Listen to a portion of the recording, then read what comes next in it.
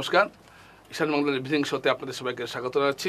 দর্শকরা, তো আজকে আমরা আমাদের স্টুডিওতে আমন্ত্রণ জানিয়েছি এমন এক ব্যক্তিত্বকে, যিনি এক নামে যাকে সারা আসাম চেনে এবং তিনি বিশেষ করে বাঙালি জাতিসত্তার স্বার্থে দীর্ঘদিন থেকে লড়াই করে আসছেন এবং তার রাজনীতি, সমাজনীতি এবং উকালতিতে তিনি একটা বিশিষ্ট নাম বরাক তথা অসমে। তিনি করিমগঞ্জের সুসন্তান, আমাদের বরাক উপত্যকার সন্তান, গৌহাটি হাইকোর্টের লব্ধ প্রতিষ্ঠিত আইনজীবী, সিআরপিসির নেতা, অসংখ্য পরিচয় তার। তো তার নাম হাফিজ রশিদ চৌধুরী। তো আপনাকে প্রথমে আমরা স্টুডিওতে স্বাগত জানাচ্ছি। তো আমরা আজকে যে আলোচনা আমরা করছি সেটা তার রাজনৈতিক পরিচয়, তার সামাজিক পরিচয়, তার রাজনীতি নিয়ে আলোচনা করব, তার সামাজিক পরিচয়, বাঙালি জাতিসত্তার জন্য যে তার সংগ্রাম, সেটা আজকে আলোচনা উঠে আসবে, সেটা তেমনভাবে আসবে না, কিন্তু মূলত তাকে আমরা যে প্রশ্নগুলো আমরা এখানে করব, অত্যন্ত ব্যস্ত সময়ের মধ্যে তিনি এখানে এসেছেন, সেগুলো প্রধানত থাকবে রাজনীতিকে কেন্দ্র করে। কারণ আপনারা জানেন যে ইদানিং তিনি কংগ্রেসে যোগ দিয়েছেন এবং কংগ্রেসের জাতীয় নেতৃত্বের সঙ্গে কথা বলার পর তিনি যোগ দিয়েছেন। তো প্রথমে আমি আপনাকে যে প্রশ্নটা করব সেটা হলো, এই যে আপনি কংগ্রেসে যোগ দিয়েছেন, তো আপনি কেন কংগ্রেসে যোগ দিলেন? কথা হলো, আপনারা সবাই জানেন যে আমি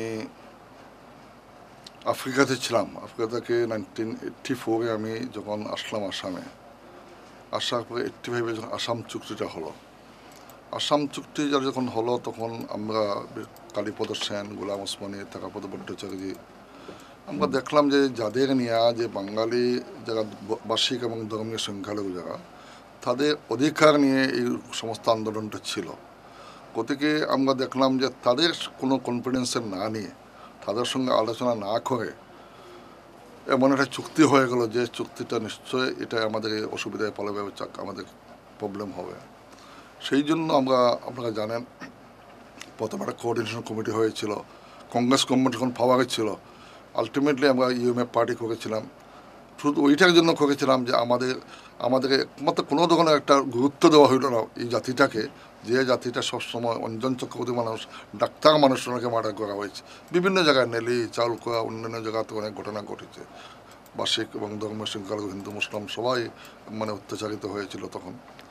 তখন আমরা করে উইদিন 6 months 70 জন এমএলএ এবং একজন এমপি আমরা পেয়েছিলাম। কংগ্রেস ফলে আউট হয়ে গিয়েছিল, এজিবি গভর্নমেন্ট আসলো। তারপরে যখন দেখা গেল যে আমরা 10 জন এমএলএ প্রায় 1 বছরের মধ্যে 10 জন এমএলএ কংগ্রেসে চলে গেল।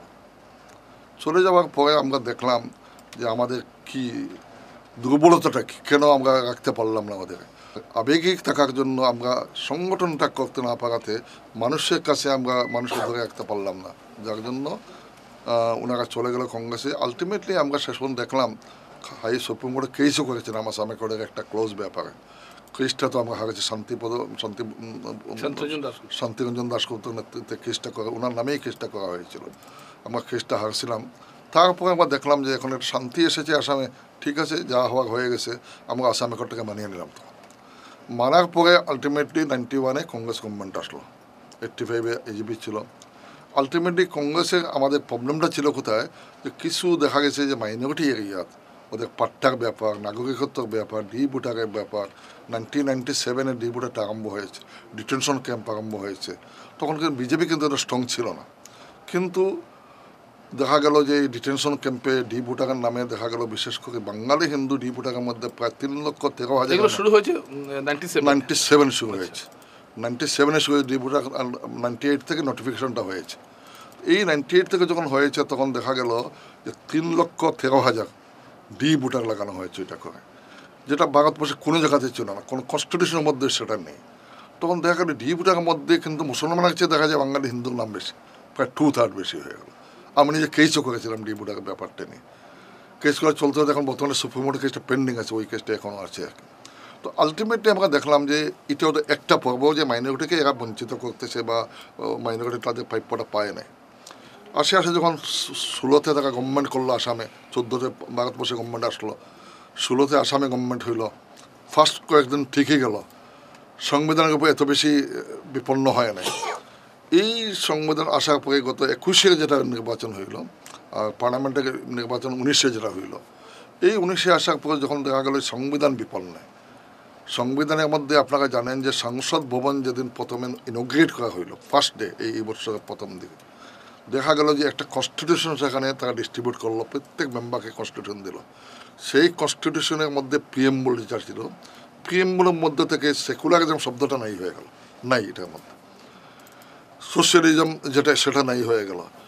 না থাকাতে অধীর রঞ্জন চৌধুরী এটাকে বলিষ্ঠভাবে কিন্তু উনি উঠেছিলেন কথাটা, কিন্তু আলটিমেটলি তারা বললো এটা পুরানা কনস্টিটিউশন ছিল, আমরা ওইটা দিয়েছি। এটা তো এত বড় একটা ভুল তো হইতেই পারে না, এটা মানাও যায় না এটাকে। তারপরে এসে এসে যখন আমি একটু সংক্ষেপ করতেছি, যেহেতু এসে এসে যখন গত পার্লামেন্টে যখন ইয়ে হইল 146 জন এমপিকে যখন এক্সপেল করলো, 146 এক্সপেল করে 3টা বিল, বিশেষ করে যেহেতু আমি আইনের সঙ্গে জড়িত, criminal code, Indian penal code, CrPC criminal procedure code, Indian evidence act, এই 3টা এতদিন থেকে চলতেছে, 100 বছরের পুরানো আইনগুলো চলতেছিল, সেইটাকে এক্সপেল করে 19 তারিখ করে 20 তারিখ থেকে ফাইলটা ইয়ে করে দিল, বিলটা পাস করে দিল।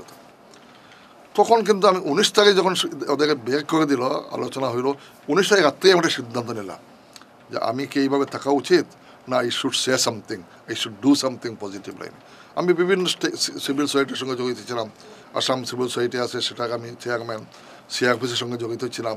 এটা হইলো ওদের একটা লিমিটেড এরিয়া আছে, আমরা এর চেয়ে বেশি আমরা যেতে পারি না।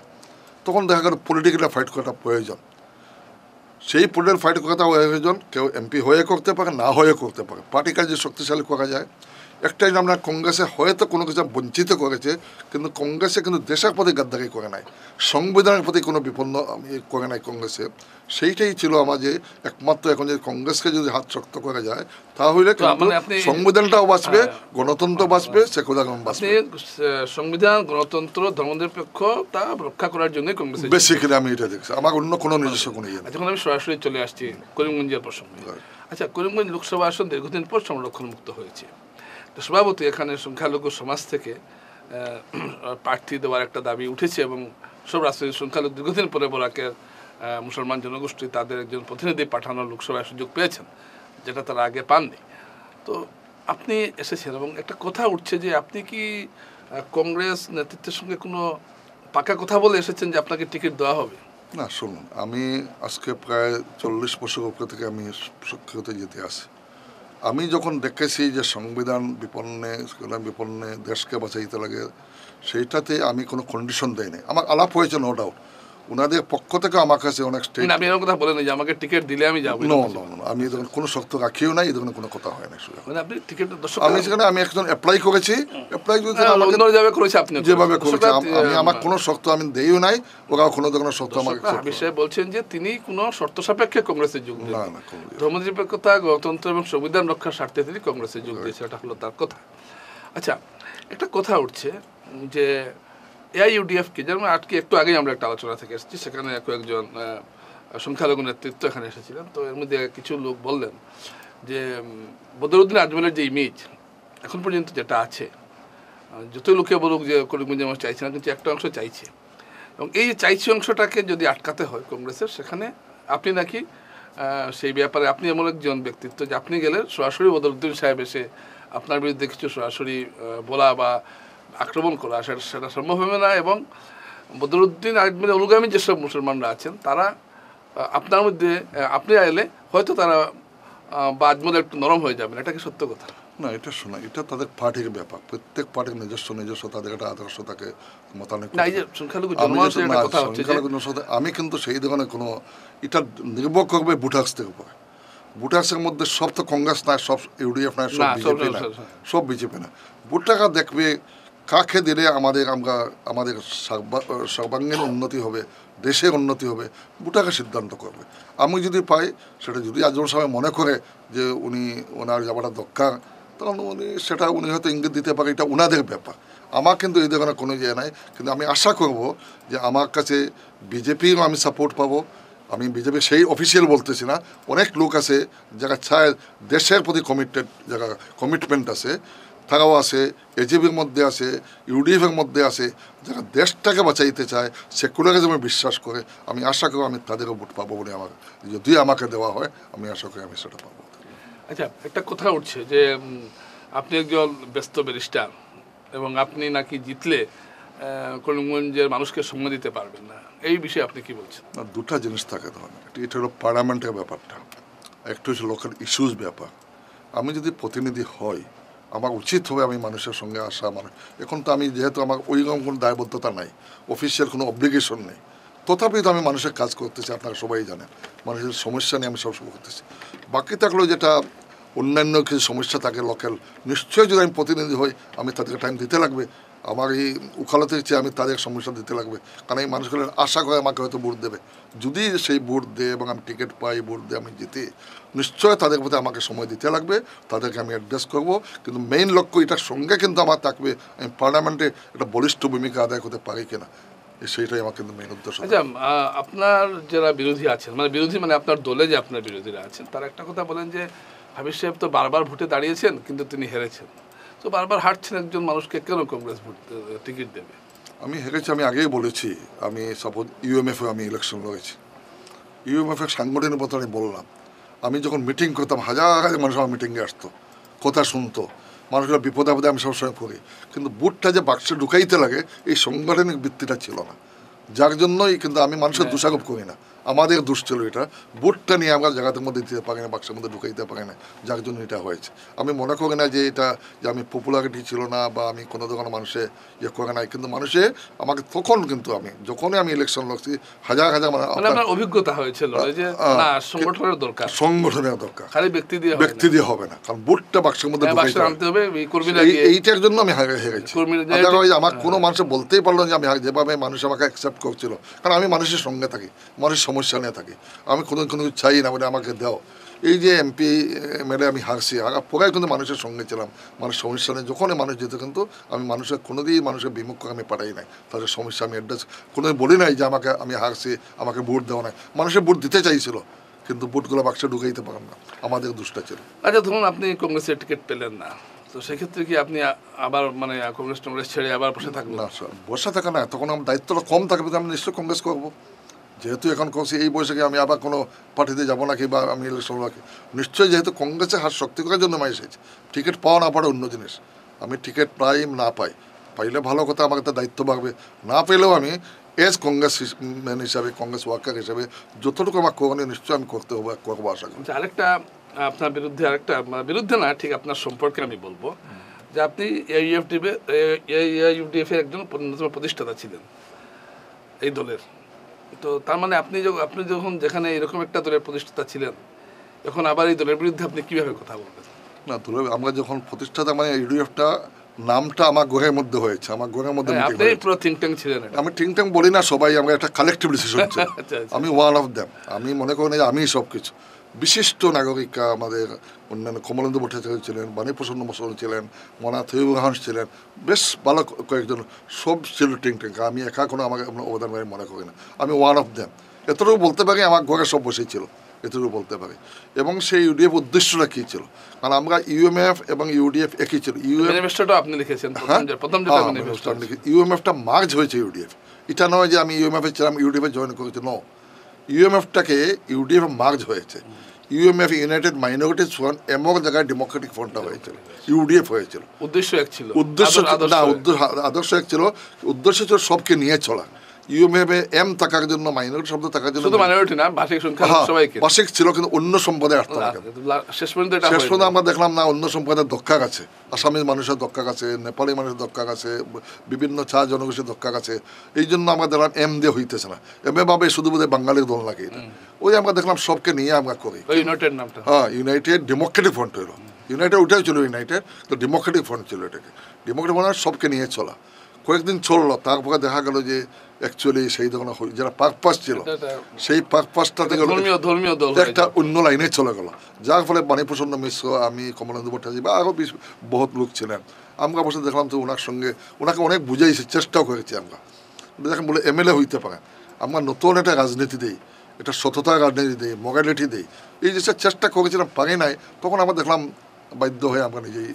আচ্ছা, যে বদরুদ্দিন আজমলের যে রাজনীতি এবং তিনি যে রাজনীতিটা করছেন, আপনারা হয়তো এক কথায় বলবেন যে বিজেপির বি টিম, আমি ঠিক এই হিসাবে জিনিসটা বলতেছি না, তো সুজা সরলীকরণ আমি কোনো কথা বলছি না। কিন্তু আজমলের যে রাজনীতিটা কিন্তু সংখ্যালঘু একাংশের কিন্তু খুব মনোপুত, এবং তারা ভাবছেন যে তাদের একজন ত্রাতা বা তারা যে কথাটা বলতে চাইছেন সেটার একটা প্রতিফলন তার বক্তব্যের মধ্যে তারা পাচ্ছে, একটা ভরসা। এই জায়গাটাকে আপনি কিভাবে ভাঙবেন? উনি একজন ধর্মীয়, উনি ধর্ম এটাই বলছি। পড়াশোনা করেছেন, উনি মৌলানা মানুষ, মানুষ হিসাবে ফাইন ভালো মানুষ, ওটা তো কোনো প্রবলেম না। আজমল সাহেব individual, I have nothing to say. Ajmal সাহেব as political being, I have something to say. Political Ajmal সাহেবের মধ্যে আমরা দেখেছি ওনার মধ্যে অনেক কিছু পরিবর্তনের প্রয়োজন আছে, এবং পলিটিক্যাল আজমল সাহেবকে মানুষকে কিন্তু এখন মানুষ ভালো পাইতেছে না। আজমল সাহেব এজ ইন্ডিভিজুয়াল উনি যে সোশ্যাল কাজ করতেছেন এটা ওনার অন্য ব্যাপার। আজমল হোজাই ফাউন্ডেশন, খোজল মাগব আছে, এই বিভিন্ন আজমল ফাউন্ডেশন করছে, ভেরি গুড কর।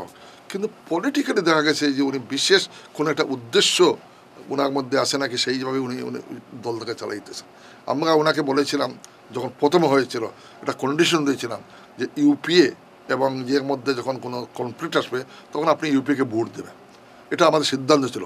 উনি যে দিল্লি থেকে কী করলেন, উনি আনকন্ডিশনাল সাপোর্টে ইউপিএকে দিয়ে দিলেন, আনকন্ডিশনাল সাপোর্টের। এইটা আমাদের অবজেকশন ছিল। আমরা সিদ্ধান্ত নিয়েছি প্রয়োজন হলে বিজেপিকে আপনি ইয়ে করার জন্য আপনি কংগ্রেসের ইউপিএকে ভোট দেবেন। উনি সেখানে গিয়ে একদম পার্টনার হয়ে গেল আমাদের কোনো আলোচনা না করে। এটা নিয়ে আমাদের নেতৃত্বের মধ্যে অনেক ইয়ে হয়েছে। শেষ পর্যন্ত উনি ওই লাইনে না গিয়ে ওনার লাইনটাই উনি নিতে চাইছিল। তখন আমরা দেখলাম ওনার সংঘাতে না গিয়ে আমরা দেখলাম আমরা নিজের সঙ্গে যাওয়াটাই ভালো এখান থেকে। ওইটার জন্য আপনার বেরিয়েছে। তো এখন আপনার প্রচারটা কি থাকবে? না, এখন দেখুন আপনাদের কি হয়েছে, এখন আপনাদের কংগ্রেসের কি হয়েছে, যখন আপনারা যদি ধরুন অন্য কোনো দল যদি 1 লক্ষের বেশি যদি সংখ্যালঘু ভোট টানতে পারে তাহলে কিন্তু সমস্যায় পড়ে যেতে পারেন আপনারা। না, আমি তো শুধু মুসলমান ভোট দিয়ে না, আমি মানে আপনি আশা করছেন যদি দাঁড়াই আমি শুধু আমি I am the last person to us for that. আমি আশা করবো আমি সবাই গিয়ে পাবো, বিরাট পার্সেন্ট। আমি নিশ্চয়ই পাবো। আমি আশা করি আমি সবাই পাবো, হিন্দু মুসলিম সবাই আমি ভোট পাবো, এবং তো এই আমার বিশ্বাস আছে। কারণ আমি কাজ করেছি আমার লাইফে, আমি এদের কোনো কাজ করি নাই। আমি মুসলিম, আমি প্রায়োরিটি দিতে পারি মুসলমান ইসলাম নেই, মুসলমান ডিপ্রাইভ আছে, আমি করবো সেটাকে। এট দ্য সেম টাইম আমি দেখবো আমি বাঙালি, আমাদের সমস্যা কী আছে, তারপর আমি দেখবো আমি আসামে থাকি, আসামিদের এগেনস্টে আমরা যাওয়ার কোনো প্রশ্ন আসে না। সবাইকে নিয়ে আমরা কীভাবে চলতে পারি। আমি আশা করি যদি আমি ক্যান্ডিডেট, আমি মুসলমানের উপর নির্ভর করে আমি ইলেকশন লড়বো না, আমি সবাই উপর নির্ভর করি, সবার কাছে আমার আপিল থাকবে। কিন্তু ইউডিএফে এই সুযোগটা নাই, এই সুযোগ না থাকার জন্য আমি আশা করি আমি কিছু কিছু রাজনৈতিক মহল থেকে কেমন কথা বলা হচ্ছে, ইউডিএফ যদি এখানে প্রার্থী দেয় তাহলে একটা ভোট ভাগাভাগি সুযোগে বিজেপি জিততে পারে। সেটা সব ডিপেন্ড করে ভোটার্সদের উপরে, ভোটার খাঁচা আবেগিক হবে না ভোটার হবে। এবার আমি বলেছি আগামী ইলেকশনটা রেফারেন্ডামের মতো হবে। একটা সিটের ইম্পর্টেন্স, যেমন বাজপেয়ী একটা সিটের উনিকে রিজাইন করতে হয়েছিল। গতিকে আমি মনে করি এবার মানুষের চিন্তা করবে, এবং আমি যে কয়েকদিন ঘোরাফেরা করলাম, যেভাবে মানুষে আমাকে মানে সম্বর্ধনা দিয়েছে, আমাকে অ্যাকসেপ্ট গ্রহণ করেছে।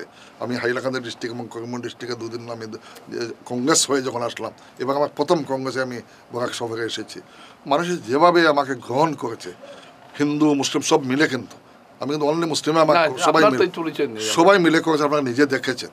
এবং আমি আশা করব যে আমার সেই মেসেজটা সবার কাছে থাকবে যে আমরা মানুষের জন্য থাকি, আমরা হিন্দু মুসলমান পরে হইব, যখন আমরা নমাজ পড়বো পূজা করবো আমরা হিন্দু মুসলমান হই, বাকি ক্ষেত্রে আমরা যাতে হিন্দু না হয়ে মানুষ হই, সুনাগরিক হই, ভারতীয় নাগরিক যেটা হই আমরা, ওইটাই আমাদের মন্ত্র। তো একটা কথা উঠছে, আরেকটা কথা যে আপনি হলেন একজন, আপনি তথাকথিত রাজনীতি যেটা চলে সমাজে, সুবিধাভোগী রাজনীতি, তৈলমর্দনের রাজনীতি, পাইয়ে দেওয়ার রাজনীতি, এইসব রাজনীতির ধারায় আপনি অভ্যস্ত নন।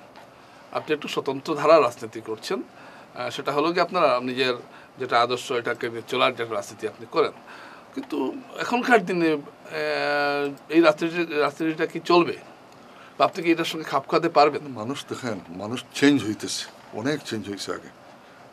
আজকে আমি একটু আগে আমরা সিআরপিএস একটা মিটিং ছিল, কয়েকজন বলল আগে বাইরে গেলে ওদেরকে মানুষ ইয়ে করতো, টন্টিং করতো, এখন কিন্তু ওগুলো করে না, ওরা কংগ্রেস করে বা ওই করে। মানুষ ধীরে ধীরে বুঝতেছে যে কার সঙ্গে গেলে হবে, কে কী জন্য করতেছে রাজনীতি কেন করতেছে। কেউ স্বাস্থ্যজন করতেছে, কেউ কর্পোরেট গোষ্ঠীজন করতেছে, কেউ হিন্দু মুসলমান করতেছে, কেউ অন্যভাবে করতেছে। এইটার মধ্যে এখন মানুষ কিন্তু অনেক নেতার চেয়ে মানুষ অনেক ইয়ে হয়ে গেছে, কনসাস হয়ে গেছে। আমি মনে করি মানুষ যারা সিদ্ধান্ত নেবে, এটা ভালোই সিদ্ধান্ত নেবে, চিন্তা চর্চা করে সিদ্ধান্ত নেবে, নেতা দ্বারা খুব এটা ইনফ্লুয়েন্স করতে পারবে না, আমি মনে করি। আচ্ছা, আপনি কি বিশ্বাস করেন যে কংগ্রেসের যে কর্মীরা আছে, কংগ্রেস দেখুন যারা নমিনেশন পাবে না তাদের একটা কংগ্রেস কর্মীদের সমর্থন কি আপনি পাবেন? নিশ্চয়ই আমি আশাবাদী। আমি তো সবাই উপযুক্ত, আমাদের ক্যান্ডিডেট প্রায় 11 জন, আমি আগে 11 জন ক্যান্ডিডেট অ্যাপ্লাই করেছি। আমি তো আশা করি সবাই উপযুক্ত, যাকে দে আমি তো বারবার বলতেছি। যে আপনি হাইলাকান্দি সফরে গিয়েছেন, হ্যাঁ। হাইলাকান্দি হলো যেটা বলা হয় মানে নিজামুদ্দিনের একটা হলো গড়, একটা ইউডিএফ এর গড়, হাইলাকান্দির 3টা আসন। সেখানে আপনি কিরকম মানে সাড়া পেয়েছেন? আমি তো যেটা ওই দিন যেটা গেলাম নিজামুদ্দিনের এখানে যেভাবে আমাকে সম্বোধনা দেওয়া হইলো, অভূতপূর্ব সম্বোধনা দেওয়া হয়েছে, ওইটা থেকে বোঝা যায় মাস সাপোর্ট আমি পেয়েছি। ওইটাই তো মর্নিং সৌজ দ্য ডে। নিজামুদ্দিনের গাঠিতেই আমাকে এইভাবে যেখানে বদরুদ্দিন আজমল সাহেবকে স্যান্ডেল জুতা দেখানো হয়েছিল, ওইখানে আমাকে যেভাবে মানে সম্বোধনা করেছে, আমি মনে করি এর চেয়ে বেশি আমি কী লাগে আমার, এটাই যথেষ্ট আমি মনে করি। বুটে জিতে একটা অন্য জিনিস, মানুষের যে আমাকে যে স্নেহ করেছে, মমতা করেছে, যে রেসপেক্ট করেছে বা যেভাবে সম্বোধনা দিয়েছে, আবার বিদ্যমানিতা আপনারা দেখেছেন বোধহয় রাস্তায় দাঁড়িয়ে আছে। এই 3 ঘন্টা লেগেছে আমার এই দলেশ্বরী ব্রিজ থেকে আমি হাইলাকান্দি অফিসে যাওয়ার সময়, 3 ঘন্টা সময় লেগেছে। এটা বিশাল ব্যাপার। গতিকে এইটা পাননি এখনো, তারপরেই সংবর্ধনা। হ্যাঁ, আমি নমিনেশন পাই না। তারপরে গতিকে আমি মানুষে বোধহয় আশা, হয়তো মানুষের ভাবছে হয়তো উনি পাইতে পারে, সাপোজ আমি পাইলাম না, আমি না পেলেও তো আমি আসবো ক্যাম্পেইনে, আমি আসবো, আমি বলবো যে পায় তাকে দেওয়া হোক। গতিকে আশা করি ওনারা অপোজ করার কথা নয়। প্রকৃত যদি ওনারা কংগ্রেস কর্মী হয়, প্রকৃত দেশকে যদি ভালোবাসে, প্রকৃত সমাজকে যদি ভালোবাসে, আমি আশা করবো ওনারাও আমাকে এই সাপোর্ট যে করবে। আপনি মাঝখানে একটা শোনা গেছিল যে আপনি সরে গেছেন লড়াই থেকে, লড়াই বলবো না, মানে আপনি মনোনয়ন দেবেন না বা আপনার উৎসাহ তেমন একটা দেখা যাচ্ছিল না। হঠাৎ দেখা গেলো জিতেন্দ্র সিংয়ের সঙ্গে আপনার বৈঠক হয়েছে। এই এই বিষয়টা কি? না, আমি তো প্রথম থেকেই আমি যে খুব একটা ক্যান্ডিডেট হব, আমি আগে 2 মাস পরে আসছিলাম, সিআরপিসি নিয়ে একটা মিটিং করেছিলাম। সমস্যা কোথায় হয়েছে, ওনাদের একটা মিটিংয়ে আমাকে রিসোর্স পার্সনের ডাকছিল করিমগঞ্জ। এই মিটিং আসার জন্য আমি কিন্তু এজ এ কংগ্রেসম্যান আসি নাই। রিসোর্স পার্সন হিসেবে? হ্যাঁ, রিসোর্স পার্সন আমাকে তো বধুবার্গ ডাকছিল, আমি যেতে পারে না, শরীর খারাপ ছিল। ওইটাতে মানুষের সাথে ভাবছে, আমাদের মানুষ তো একটু অতটুকু বুঝতে পারে না, ভিতরে যেতে ভাবছে বোধহয় উনি কংগ্রেসের ইয়ে হবেন নাকি। আর ওই দিন আমার বাড়িতে কিছু নেতৃবৃন্দ মানুষ, কিন্তু স্টেট লেভেলের নেতা গেছেন, আমাদের লোকাল এমএলএ গেছেন, মানুষের বোধহয় ধরিয়ে আনিছে, বোধহয় ওনাকে কোথায় দিয়ে দিয়েছে উনি এখন ক্যান্ডিডেট হয়ে যাবে নাকি। তারপরে যেহেতু আমি নিজে ক্যান্ডিডেট হয়ে নাই, ওনারাও আমাকে জাস্ট বলছে জেনারেল হয়েছে সিটটা, আপনি একটু কনসিডার করলে ভালো হয়। আমি চিন্তা করবো। এই তো চিন্তা করছি, মাঝখানে চিন্তা করছে, করে সিদ্ধান্ত নিয়েছে। এই জন্য আমি দূরে যাওয়ার কথা নয় বা ওইখান থেকে পালিয়ে যাওয়ার কথা না। আমি চিন্তা করছি, ওনাকে বলছি আমি চিন্তা করতে দাও। আমি ফিল্ডেও গেছি, অন্যান্য জায়গায় আমি সিআরপিসি নামে ফিল্ডে বিভিন্ন জায়গায় গিয়েছি। আমাদের সঙ্গে আগে সিআরপিসি নেতৃবৃন্দ ছিল, সাধন পুকুর ছিলেন, তপোদকবাবু গিয়েছিলেন, একটা মিটিংয়ে কর্মীজে গিয়েছিলেন, ইয়ে করেছেন। ওনাদের পক্ষ থেকে আমাকে রিকোয়েস্ট করা হয়েছে যে আমাদের একটা বয়স পাঠানোর দরকার, বোরাকের বয়সের দরকার, বোরাক বঞ্চিত, আপনি যান, আপনি জয়েন করেন। ওনারাও আমাকে এনকারেজ করেছে। তখন আমি দেখলাম যে আমার বন্ধুবান্ধব এবং অন্যান্য যারা পরামর্শদাতা বা যারা সমাজের সচেতন ব্যক্তি, যারা সমাজকে নিয়ে চিন্তা করে, তারাও আমাকে অনুরোধ করছে আপনি জয়েন করেন, আর যদি আপনি টিকিট পান আমরা আপনাকে সাহায্য করবো, আপনি হন আমাদের কথা বলবেন। তার মানে আপনি, আচ্ছা, একটা কথা আপনাদের বোঝা যাচ্ছে যে আপনি কংগ্রেসে যদি জয়লাভ করেন, তো সেটা শেষ পর্যন্ত ধর্মনিরপেক্ষ শক্তির জয় হবে এবং আপনি সবার জন্য কাজ করবেন। এই একটা নিশ্চয়ই। যেটা আপনি আমি কোনো একটা পার্টিকুলার, আমি মুসলিম, আমি দাঁড়িয়ে থাকা মুসলমান, টুপি পরা মুসলমান, আমি নামেও আমার মুসলমান, আমি মুসলিম। I am proud of that. I am Bangali, I am proud of as being Bengali also. I am Asami যদি বলা হয়, আমি সেটাও I am proud. I am Indian, I am proud to be Indian. সবাইকে নিয়ে চল, আমি সবাইকে নিয়ে, আমার কম্পোজিট কালচার সবাইকে নিয়ে চলতে হয়, সংঘাত না সংগতি নিয়ে চলতে হয়, খুশি কথা এটাই আমার। দর্শকরা, আপনারা শুনলেন যে যেভাবে হাফিজ রশিদ সাহেব যে কথাগুলো বললেন এবং তার যে একটা বক্তব্য, যে তিনি তার যে রাজনৈতিক ধারা, সেই ধারাতেই তিনি চলবেন এবং তিনি সবাইকে সঙ্গে নিয়ে চলার যে একটা রাজনীতি, সেই রাজনীতি তিনি করতে চান, করিমগঞ্জে তিনি এর প্রতিফলন দেখতে চান। কিন্তু আমরা যার সময় ঘনিয়ে আসছি, আপনাকে দুটো প্রশ্ন খালি করব। সেটা হলো যে রাজনৈতিক যে খেলাগুলো হয় নির্বাচনের সময়, এবং যে নির্বাচনের সময় যে একটা টাকার ব্যাপার, মাসুল পাওয়ারের ব্যাপার, এই বিষয়গুলোর সঙ্গে হাফিজ রশিদ সাহেবকে ঠিক মানাচ্ছে না। এটাকে আপনি কীভাবে দেখবেন? আমি পাবলিকের উপরে আমার সম্পূর্ণ বিশ্বাস আছে, ভোটারদের আমার বিশ্বাস আছে। এই বছর বিশেষ করে আমি একটু আলোচনা ঘোরাফেরা করেছি, তো দেখেছি মানুষের এবার বোধহয় টাকা পয়সা খুঁজে একটা খুব ইয়ে হবে না। মানুষকে কেন নেতারা ইয়ে করে, নেতারা 2-4 জন নেতা একটু কিন্তু মানুষ কিন্তু এখন অনেক সচেতন হয়ে গেছে। আমি আশা করবো পয়সা খালে মানুষ পয়সা নিতে পারে, সেটা তাদের ব্যাপার, কিন্তু মানুষ সিদ্ধান্ত তারা যারা ভালো মনে ওইটাই নেবে তাদের সিদ্ধান্ত। যে আপনি করিমগঞ্জের ভোটারদের প্রতি কি বার্তা দিতে চাইছেন? আমার শুধু বার্তা ওটাই থাকবে যে কোনো ধরনের আন্দোলন না করে, বেশি হইচই না করে, দেশের জন্য যেটা ভালো হয়, দেশের জন্য ভালো হয়, আমাদের জাতির জন্য যেটা ভালো হয়, ওইটাই করার জন্য আমার আহ্বান থাকবে। যেহেতু আপনি রাজনীতির সঙ্গে জড়িত আছেন ওতপ্রোতভাবে, এবং ইদানিং আপনি জানেন যে বোরাকে নানা বঞ্চনা হয়েছে, বোরাকের চাকরি এনআরসি যে আন্দোলন আপনারা করছেন সিআরপিসিতে, এবং এই আন্দোলনের পরিপ্রেক্ষিতে বোরাকের একাংশ মানুষের মনে হচ্ছে যে আসাম থেকে আলাদা হয়ে যাওয়াটা তাদের জন্য ভালো হবে, অনেকে মনে করছেন না থেকে ভালো। তো তো আপনি এটা নিয়ে কী ভাবছেন? না দেখেন, এই যে দাবিটা উঠেছে, আপনার কারণটা দেখলাম কেন দাবিটা উঠেছে। বঞ্চিত, এটা তো আমি মানতে লাগবে। বিশেষ করে কমিউনিকেশন, ইন্ডাস্ট্রি নাই, কমিউনিকেশন নাই।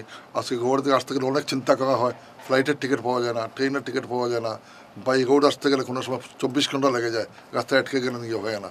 তো এই কথাগুলো বঞ্চিত, এটা ঠিক, কিন্তু সলিউশনটা পৃথক সলিউশন না সবাইকে নিয়ে গিয়ে করা, এটা তো আমি মনে করবো আমাদের মুখ্যমন্ত্রী মহোদয় উনি নিজেই জিনিসটাকে ইয়ে করে নিজেই বলে দিয়েছে যে বোরাকে মাসে চায় যদি চাইবো, আমি তো সেটাই বলবো। বোরাকে মাসে চায় সেটা অন্য ব্যাপার, কিন্তু আমি মনে করি না this is the only solution. এটার মধ্যে একটা রাজনৈতিক গন্ধ আমরা দেখতেছি ইয়ে করে, যে উনি যেহেতু বলেছেন কথাটা, নিশ্চয়ই উনি যে কথাটাই বলেন এটার মধ্যে একটা রাজনীতির একটা গন্ধ থাকে, রাজনীতির গন্ধ থাকে। বলতে আমি মনে করবো যে কারণ যেটা আছে, আমার ডিমান্ড যেটা উঠেছে এটা সত্যি, এটা আছে, কিন্তু জেনুইন আছে, কিন্তু সলিউশনটা পৃথকীকরণ নয়। সলিউশনটা হইল আমরা তাকিয়ে, কিন্তু সমস্যা হচ্ছে যে আমাদের নেতৃবৃন্দ যারা আছে বলিষ্ঠভাবে বোরাকে সমস্যাটাকে উঠাইতে পারেন না, তুলে ধরতে পারেন না, যেভাবে সন্তোষ মন্দলোক চৌধুরী করেছিলেন। সেই এখন যেটা বোরাকের নেতৃত্বের সংকট দেখা দিয়েছে, এটা কি আপনি লক্ষ্য করছেন? না, সংকট কোথায় হয়েছে? দুই ধরনের হয়। একটা হলো আপনার commitment to your society, to your community, to your people. একটা হলো কমিটমেন্ট টু দ্য পার্টি। আজকালকে রাজনীতিটা হয়েছে পার্টির প্রতি কমিটমেন্টটা বেশি হয়ে গিয়েছে, নিজের ভোটার্সের প্রতি নয়, নিজের প্লেসের প্রতি নয়, নিজের জায়গার প্রতি নয়, নিজের জাতির প্রতি নয়, পার্টির লয়ালিটি হয়ে গেছে। অনেক বিজেপির মানুষ আমাকে বলে যে স্যার আমরা এটা করতে পারছি না, আপনি এটা বলেন। তারাও বলে, দেখা যায় তারা চায়, কিন্তু ওই যে পলিটিক্যাল কম্পালশন হয়তো টিকিট পাবে না, হয়তো তাদেরকে এক্সপেল করে দিবে। তো এই যে কথাগুলো আছে, এটাও তো দেখতে হবে, এটা হাইপোক্রেসি। তুমি যে প্রকৃত জাতিকে ভালো পাও, যদি ই হাইপোক্রেসি কেন? এটা এমপি না হইলে টিকিট দিল না, তুমি কথা বলো, সত্য কথা বলো, তো সেই সৎসাহটা তোমার থাকতে লাগবে। আমাদের কাছে অনেকে বলে যে আমরা বলি তো আমার চাকরি চলে যাবে, আপনি বলেন। আমাকে বলে অনেকে, কিন্তু আমাদের বাঙালি অনেকে বলে, আমাকে বিজেপির মানুষ আমাকে অনেকে বলে যে আপনি এগুলো উঠান কথা। না, বিজেপিও শিলচর অনেক দেখছি আপনার কথা বলছে না, আমি জানি না কি বলছে, কিন্তু আমি আমার কাছে সঙ্গে আলাপ হয়, আমাকে ফোন করে বলে আপনি এই বিষয়গুলোকে উঠান। আর আমি প্রায় সময় তাকে মিডিয়া সিডিয়ার মধ্যে আমি উঠে আমি চেষ্টা করি, কিন্তু আমার প্রশ্ন এটা না, কমিটমেন্ট টু দ্য পার্টি থাকুক, আমি বলি না পার্টির প্রতি, কিন্তু তোমার মেন হবে যারা তোমাকে ভোট দিয়েছে তাদের প্রতি তোমার ফার্স্ট প্রায়োরিটি থাকা উচিত, আর তাদের সাথে মৈত্রী যেটা করেছিলেন সেইভাবে তোমাদের করাটা উচিত। আচ্ছা, আরেকটা বিষয় মানে আপনাকে আজকে পেয়েছি যখন জিজ্ঞেস করেন, এটা সরাসরি মানে নির্বাচনী রাজনীতির সঙ্গে জড়িত নয়, সেটা হলো যে ভিত্তিবর্ষ নিয়ে যে সুপ্রিম কোর্টের যে শুনানিটা হলো, দীর্ঘ শুনানি হলো, এই শুনানিতে সরকার পক্ষ যুক্তি দিয়েছে, 51 সাল যারা মানছেন তারাও তাদের আইনজীবী যুক্তি দিয়েছেন। তো আপনি তো সব পুরোটাই হয়তো জানেন বা শুনানিটা শুনেছেন আপনি, তো একজন মানে আইনজীবী হিসাবে, একজন অভিজ্ঞ আইনজীবী হিসেবে আপনার কি মনে হয় আদালতের রায় কোন দিকে যেতে পারে? আদালতে দুই ধরনের আর্গুমেন্ট ছিল। একটা ছিল যে কনস্টিটিউশনের যেটা অ্যামেন্ডমেন্ট হইল, এটা শুধু আসামের জন্য কেন হইল, যেভাবে আইএমডিটি একটা বলা হয়েছিল, বাতিল করা হয়েছিল। আইএমডিটি একটা যদিও সভাপতি এটা আসামের সঙ্গে অ্যাপ্লাই করা হয়েছে, ডিসক্রিমিনেশন হচ্ছে, ফরেনার্সকে ব্যাক করা যাচ্ছে না। ঠিক এটার মধ্যে এসেছে যে সমস্ত ইন্ডিয়াতে এটা 51, এখানে কোনো 71 হবে। এটা একটা আছে, কারণ একটা আসামের একটা পরিস্থিতি ছিল, রাজনৈতিক মানে অরাজকতা ছিল এখানের মধ্যে, সেটার মধ্যে অস্থিরতা ছিল আসামের মধ্যে। এই অবস্থা দূর করতে ভুল বুঝাবুঝি দুটা আসামি বাঙালির মধ্যে, বরাক প্রমোতের মধ্যে, ওইটাকে করার জন্য, নিরাময় করার জন্য সেটা একটা আগ্রিমেন্ট হয়েছিল। তো এটা একটা ফিলসফি যেটা ব্যাকগ্রাউন্ড যেটা ছিল, this background is not available in other states. সেই জন্য এই যুক্তিটা যখন দেওয়া হয়েছে, আমি আশা করি কোর্টের যেটা ভাবটা বোঝা গিয়েছে, আমরা সেখানে পার্টি সিআরপিসিটার মধ্যে পার্টি, আমরা সিআরপিসি পার্টি আছে। তো আমাদের পক্ষ থেকে বক্তব্য আমাদের রাখা হয়েছে, আমাদের উকিল ছিলেন সলমান খুরশিদ ছিলেন, তারপরে ইন্দিরা জয়সিং ছিলেন, আরও বিভিন্ন সঞ্জয় হেগড়েও ছিলেন। তাদের মাধ্যমে আমরা এই কথাগুলো বলেছি যে একটা শান্তি এসেছে। আর এই শান্তির জন্য যদি আজকে কত লাখ মানুষ হয়েছে, আপনি যদি হিসাবটা দেখেন যে 2000 একদম ফার্স্ট টু লাস্ট, এই লাস্ট 11 সেপ্টেম্বর 2023 হেমন্ত বিশ্ব শর্মা একটা হিসাব দিয়েছেন আসামের মধ্যে। সেই হিসাব মতো দেখা যায় টোটাল যেটা হয়েছে 78,000 মানুষ ফরেনার ডিক্লেয়ার করা হয়েছে 34,000 ডিক্লেয়ার হয়েছে আর পেন্ডিং বোধ আছে না 98,000 78 মানে ডিক্লেয়ার হয়েছে, তার মধ্যে 66-71 প্রায় 35 লক্ষ, সরি 35,000। তো প্রায় 45,000 মোট যদি আমরা ধরে নেই এগুলো সত্য, এগুলো আপিল টাপিল নাই, তো টোটাল এত বছর থেকে এনে টোটাল 45,000 মানুষ হইতেছে ফরেনার ডিক্লেয়ার করা হয়েছে। এটা কোনো মানে আছে? এত টাকা খরচ করে এত করে আলটিমেটলি কোর্টে জিজ্ঞাসা করেছে যে এই 66-71-এর কত মানুষ হইতে পারে, এই ফিগারটা দেওয়া হয়েছে ওদের কিন্তু। কেন কোর্টে জিজ্ঞাসা করেছে? হেভি খুব বেশি যদি কোনো বার্ডেন হয় নিশ্চয়ই কোর্ট হয়তো চিন্তা করতে পারে, কিন্তু আলটিমেটলি যেটা হিসাব দিয়েছে এই হিসাবের মধ্যে দেখা যায় অনলি 30। আমার নিজেরাই বলছে it is difficult to identify, difficult to identify, আমার নিজেরাই বলছে। তো এখন যদি এটা হয় তাহলে কেন কোর্টে? গতিকে আমরা আশাবাদী যে যেহেতু ফিগারটা ওই যে লাখ লাখ 80 লাখ 90 লাখ 20 লাখ এই যে বলা হচ্ছে এটা নাই সত্য। তোমরা যেটা ফিগার দিয়েছো গভর্নমেন্টের ফিগার, গভর্নমেন্ট তো মুসলমানের গভর্নমেন্ট নয়, বাঙালি হিন্দু গভর্নমেন্ট নয়, গভর্নমেন্ট তো গভর্নমেন্ট, কংগ্রেস গভর্নমেন্ট ছিল, গভর্নমেন্টে যেটা ফিগার দিয়েছো সেই ফিগার মতো এখন এক্সপেল কত করেছে তোমার? হার্ডলি 2,000 সামথিং টাকা এক্সপেল করেছে। ডিপোর্ট করতে পারে না, ডিপোর্টেশন আইন লাগে, একটা চুক্তি না হয় ডিপোর্ট করতে পারে না। এই মানুষগুলো তুমি কতদিন রাখবে, কীভাবে রাখবে? Till the deportation. Till deportation মানে কি? ডিপোর্ট কী করা হবে, কোনো চুক্তি আছে? সেই জন্য এমনি তুমি করতে পারো এটা পাসপোর্ট ভায়োলেট করছে, পাসপোর্ট 1 টাকা তাকে তুমি সরাই দিতে পারো, কিন্তু ডিপোর্টেশন তুমি করতে পারো না যত সময় পর্যন্ত বাংলাদেশে তোমার চুক্তি হবে না। আজকে আমাদের প্রাইম মিনিস্টার বারবার যান সেখানে, কেন এটা চুক্তি করেন না? 100 জন ভালো, 1,000ও ভালো, অন্তত এটা তো হইতে পারে যে 1,000 আমরা মানুষ পেয়েছি, এই 1,000 মানুষটা আপনারা নেন, এটা তো অন্তত চুক্তি এটা করতে পারেন। না করে আজকে এই মানুষদেরকে এই মানুষ কীভাবে একদম মানে যে মতো রাখা হয়েছে, অ্যানিম্যালসের মতো রাখা হয়েছে মানুষগুলোকে। কিন্তু আমি মনে করি এই সবগুলো সুপ্রিম কোর্টে দেখবে, দেখে একটা মানবীয় দৃষ্টিভঙ্গি নিয়ে নিশ্চয়ই একটা সিদ্ধান্ত নেবে সুপ্রিম কোর্ট। তো আপনাকে অনেক অনেক ধন্যবাদ হাফিজ হোসেন সাহেব যে আপনি আমাদের স্টুডিওতে এসেছেন। আমরা আপনার ধন্যবাদ, আপনার স্টুডিও ভালো হোক, আপনারা উন্নতি করেন, ভালোভাবে থাকেন, দেশে কাজ করেন, দেশের সেবা করেন, দেশের সমস্যাগুলো উঠাবেন, এটি আমার আপনাদের প্রতি আশা।